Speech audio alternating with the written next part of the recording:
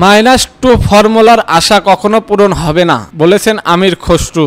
-2 ফর্মুলার আশা কখনো পূরণ হবে না বলে মন্তব্য করেছেন বিএনপির স্থায়ী কমিটির সদস্য আমির খসরুল মাহমুদ চৌধুরী। বলেছেন খালেদা জিয়া বিদেশ যাওয়াকে কেন্দ্র করে অনেকেই -2 ফর্মুলার কথা বলেছেন, এটা তাদের মন গড়া কথা, সেই আশা কখনোই পূরণ হবে না। কারণ বর্তমানে বিএনপি অনেক বেশি শক্তিশালী দলের পরিণত হয়েছে।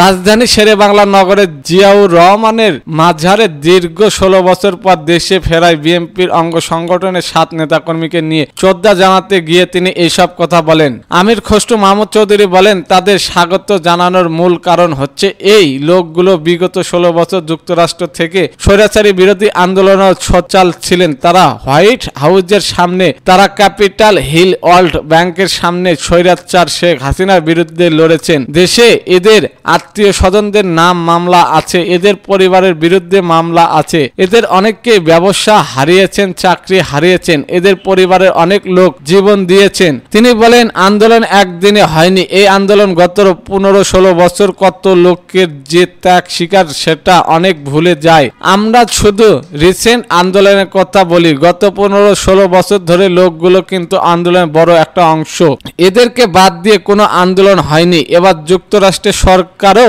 উপর চাপ সৃষ্টি করেছেন। যুক্তরাষ্ট্র সরকারের আইন প্রণয়নের উপর কংগ্রেসম্যান সেন্টারের এদের উপর চাপ সৃষ্টি করেছেন, বিভিন্ন সংস্থাগুলোর উপর চাপ সৃষ্টি করেছেন। তারা ফলশ্রুতিতে বাংলাদেশের এদের পরিবারকে অনেক ক্ষতির সম্মুখীন হতে হয়েছে, কিন্তু এরা সেখান থেমে থাকেনি। গত 15-16 বছরে তারা দেশে আসতে পারেনি, তাদের আত্মীয় স্বজনকে দেখতে পারেনি, তাদের পরিবারকে দেখতে পারেনি। আজ এত বছর পরে এই লোকগুলো দেশে ফিরতে সক্ষম হয়েছে। তিনি আরো বলেন, কেউ যদি মনে করে মন গড়া কথা বলে সেটা তাদের সমস্যা। বাংলাদেশ আজকে যেখানে দাঁড়িয়ে আছে, বাংলাদেশ জনপ্রিয় দল, জাতীয়তাবাদী দল, আজকে সেখানে দাঁড়িয়ে আছে সবচেয়ে জনপ্রিয় নেত্রী, সবচেয়ে জনপ্রিয় নেতা তারেক রহমানের অপেক্ষায় চেয়ে থাকবে বাংলাদেশ। এখন -2 কথা যারা বলেন, ওই আশা জীবনেও পূরণ হবে না, ওইটা এরশাদের পর নাই, এইটা 111 এর 111 পারে নাই, আর এখন তো তার চেয়ে অনেক বেশি শক্তিশালী দল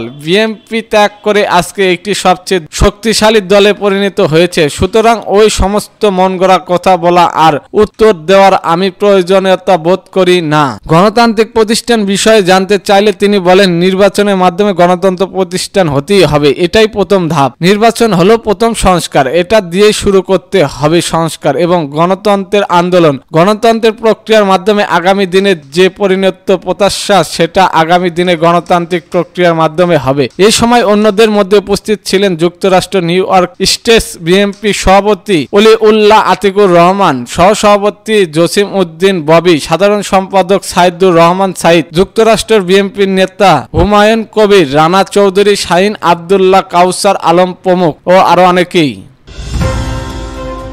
এদিকে জানবেন, পিছিয়ে পড়া জনগোষ্ঠীর উন্নয়ন সমিতির প্রতিষ্ঠা জরুরি। উপদেষ্টা পরিবেশ ও বন জলবায়ু পরিবর্তন উপদেষ্টা সৈয়দ রেজওয়ান হাসান বলেছেন, পরিবেশ সংক্রান্ত সমাজ উন্নয়নে পৌরত্ব এবং নারীরা সামান্য ভূমিকা রাখতে হবে। তিনি বলেন, সমাজের সমস্যাগুলো সমাধান করতে ও পিছিয়ে পড়া জনগোষ্ঠীর উন্নয়নে সমিতির চেষ্টা জরুরি। কেননা দায়িত্ব ভাগাভাগি ও সমত্বর মাধ্যমে একটি উন্নয়ন বিশ্ব গড়া সম্ভব। শুক্রবার রাজধানী একটি অভিজাত হোটেল ইনার হুইল ডিস্ট্রিক্ট 328 এর 40 বছর পূর্তি উপলক্ষে আয়োজিত অনুষ্ঠানে প্রধান অতিথির বক্তব্যে তিনি এইসব কথা বলেন। ইতিবাচক পরিবর্তনের জন্য কাজ করতে সবার প্রতি আহ্বান জানিয়েছেন রিজওয়ান হাসান। বলেন, সমাজের সুবিধা বঞ্চিত মানুষের পাশে দাঁড়াতে হবে, ন্যায্যতা ও মর্যাদা নিশ্চিত করতে সবাইকে নিজেদের গণ্ডিতে পেরিয়ে এগিয়ে আসতে হবে। রাষ্ট্র বা ব্যক্তির সব কাজের কেন্দ্রবিন্দু থাকা উচিত ন্যায্যতা। তিনি বলেন, সেবা ও বন্ধুর মাধ্যমে সমাজ ইতিবাচক উদাহরণ স্থাপন করতে উনার হুইল মতো সংগঠন এগিয়ে আসতে হবে। ডিস্ট্রিক্ট চেয়ারম্যান শাহানার আলম নিঝুরের সভাপতিত্বে অনুষ্ঠিত সভায় আরো বক্তব্য রাখেন ইনার হুইল বাংলাদেশ জাতীয় প্রতিনিধির হাতিয়ার খালিদ ও ডিস্ট্রিক্ট সেক্রেটারি মাহমুদ রুমা ও আরো অনেকেই। এতক্ষণ আমাদের সাথে থাকার জন্য ধন্যবাদ।